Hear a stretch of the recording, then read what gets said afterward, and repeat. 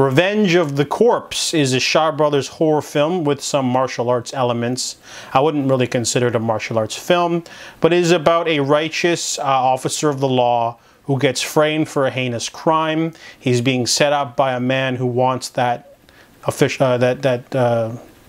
policeman, I guess, his wife. So he basically gets framed for a crime, interrogated in prison till he gives out, and then let go at the very end, only to be poisoned by his wife.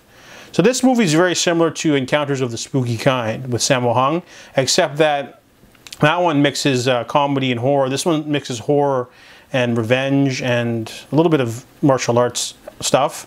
But the movie's really like dreary. We don't get the ghost stuff until like a solid like half hour into the film, or is it an hour?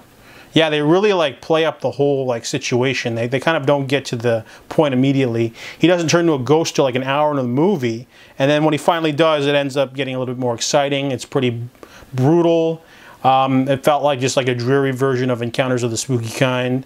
I did like the sort of narrative twist though, because whenever you watch like a Hong Kong horror film, it's usually like a, you know, we need to defeat the vampire or the ghost or the creature.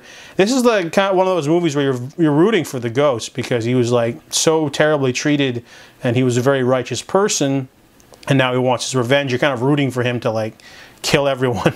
It's you know, almost like a slasher in that regard, because you're like, woo, I want, you know, the cathartic revenge, and you do get that. Really great finale.